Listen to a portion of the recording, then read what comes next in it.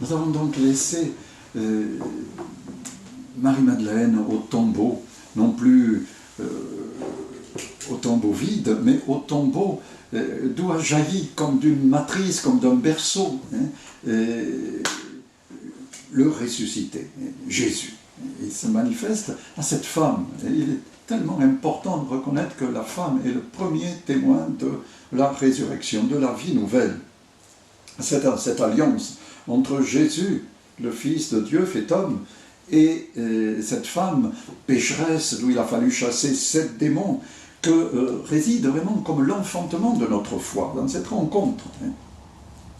Il y a un autre endroit des évangiles où on rappelle qu'on a chassé 7 démons de cette femme, c'est dans la liste, la petite liste qu'au début du chapitre 8, Saint Luc, dans son évangile, veut nous rapporter la présence des femmes dans l'entourage de Jésus.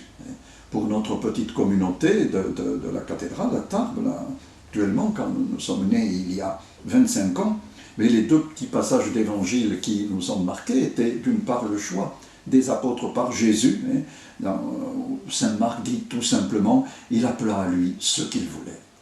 C'est vraiment son choix, pour être avec lui et pour les envoyer prêcher. Vie fraternelle, de prière et de communauté, et puis vie apostolique de prédication, d'enseignement, de témoignage.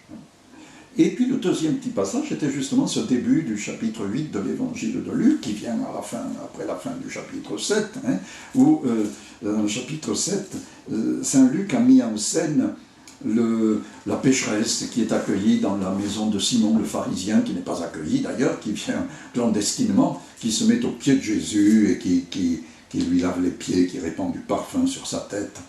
Cette femme qui est anonyme, voit tous ses péchés pardonnés parce qu'elle a montré beaucoup d'amour, et tout de suite après, Saint Luc greffe sur ce récit l'énoncé, une petite liste de femmes qui accompagnent Jésus. Et vous savez, l'évangile est bâti par l'Esprit Saint, il n'est pas écrit n'importe comment.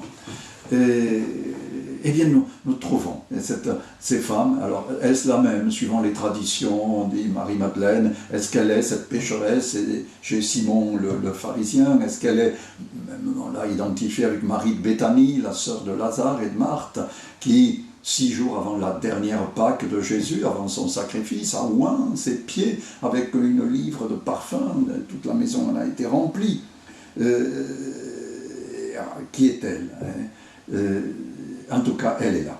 Elle est là auprès du tombeau, et on ne parle plus de tombeau. On ne parle plus que de Jésus ressuscité, qui la rencontre pour l'alliance éternelle et définitive. Les démons sont chassés. Ils sont chassés de Marie de Magdala, et Marie la Magdaléenne, et ils sont chassés de l'humanité qu'elle représente. Une humanité pécheresse, une humanité infidèle, une humanité finalement visitée et saisie par un amour toujours plus grand. Elle est donc envoyée, parce que l'amour doit déborder. C'est précisément ce qui se passe au sein de la Trinité. L'amour de Dieu qui se suffit à lui-même déborde et invente, tire du néant ces petites créatures que nous sommes, dans le seul but de partager son amour. Aucune autre raison. De faire que le Dieu rien puisse être capable d'accueillir l'amour. Donc pour un dessein d'alliance. Et donc il ne va pas s'arrêter à elle, évidemment. À chaque fois nous le voyons, dès le début de l'évangile de Luc, quand l'ange Gabriel vient visiter la Vierge Marie, tout de suite ça déborde. Elle ne reste pas là dans son petit oratoire ou devant sa glace à se contempler ou à rester toute seule avec le Seigneur. Elle va en visite chez sa cousine Élisabeth. Et bien de même Marie-Madeleine, elle alla le rapporter à ceux qui avaient été ses compagnons et qui étaient dans le deuil et les larmes. Ben oui, parce que les amis de l'époux, qui jusque-là avaient été heureux de la compagnie de l'époux, vient maintenant le temps de la souffrance, du jeûne, de la désolation, parce que l'époux leur a été enlevé. C'était une image qu'avait pris Jésus dans une parabole au début de l'Évangile, quand on lui demandait pourquoi ses disciples ne jeûnaient pas, alors que les disciples de Jean-Baptiste et les pharisiens jeûnaient. Et il dit, mais peuvent-ils jeûner pendant que l'époux est avec eux? Un jour viendra où l'époux leur sera enlevé. Alors là, ils jeûneront. Eh bien, est venu en effet le temps du deuil et des larmes, comme c'est mentionné dans l'Évangile. L'époux leur a été enlevé et malheureusement, ils n'accueillent pas l'annonce. Voici l'époux qui vient. Eh bien non, ils ne la crurent pas. Après cela, il se manifesta sous d'autres traits à 2 d'entre eux qui étaient en chemin, ils s'en allaient à la campagne. Et ceux-là revinrent l'annoncer aux autres, mais on ne les crut pas non plus. Donc, les disciples d'Emmaüs ont vécu d'une certaine manière, pour eux deux, le repas de noces. Ils ont partagé le pain et la coupe avec cet invité, avec cet inconnu qui vient d'ailleurs, mais qui les rejoint au plus profond de leur cœur. Eh bien, les 11 autres, les 11 disciples ne sont pas convaincus. Finalement, il se manifesta aux 11 eux-mêmes pendant qu'ils étaient à table. Puisqu'on ne l'invite pas, mais il s'invite. Et il leur reprocha. Il leur reprocha quoi? Il aurait pu leur faire beaucoup de reproches. Il aurait pu leur reprocher leur lâcheté. Ils ont fui au moment de la passion. Il aurait pu leur reprocher leur reniement, leur trahison, toute leur infidélité. Il leur fait un seul reproche. Leur incrédulité, leur obstination à ne pas ajouter foi à ceux qui l'avaient vu ressusciter. Au fond, le grand enjeu de notre vie, c'est la foi. On le dit quelquefois, la vie ne vaut la peine d'être vécue que si on est capable de la donner pour une cause. Il n'y a aucune cause pour laquelle nous ne soyons capables de donner notre vie, au fond, nous ne vivons pas. Notre vie ne se réalise que dans le don. Nous sommes faits pour ça. Donc créé à l'image d'un Dieu qui est don. Si nous ne vivons que pour gagner, que pour ou vivoter, il y a un saint qui disait ça, vivre, c'est italien, ce n'est pas vivecchiare, ce n'est pas vivoter. Et il s'agit de vivre. Il s'agit de vivre et donc d'être branché en permanence sur la source de la vie, et ce qui nous branche, c'est la foi. C'est ça, c'est pas quelque chose dont on pourrait se dispenser, c'est pas quelque chose qui serait facultatif, pas quelque chose qui serait réservé à quelques-uns qui auront un chromosome de plus. Ça fait partie de la substance de l'être humain. Un être qui ne s'engage pas, mais c'est un être éteint, qui n'a plus de lumière. Nous avons besoin de cette rencontre, de cet engagement mutuel. Et le diable veut nous restreindre au niveau de la constatation et de la possession, de la conquête. Il faut manger l'arbre, manger le fruit de l'arbre.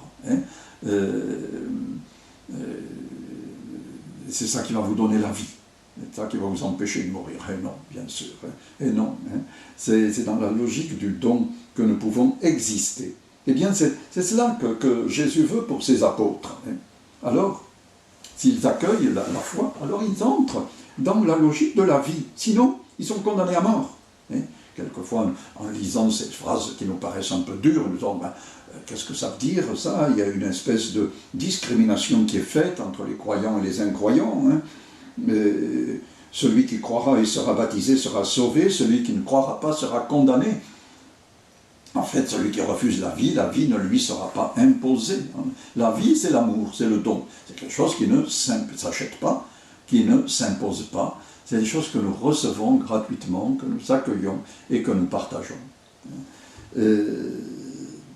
Ainsi donc, l'accueil de la foi débouche sur la mission et sur le partage.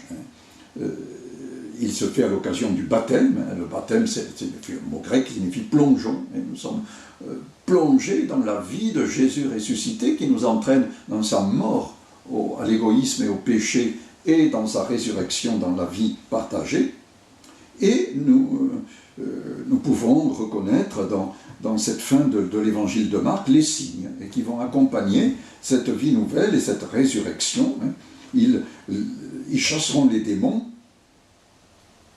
Ils vont parler des langues nouvelles, ils vont chasser les démons, évidemment, ils vont chasser les puissances du mal. Et là où Jésus s'avance, le démon s'enfonce dans les ténèbres.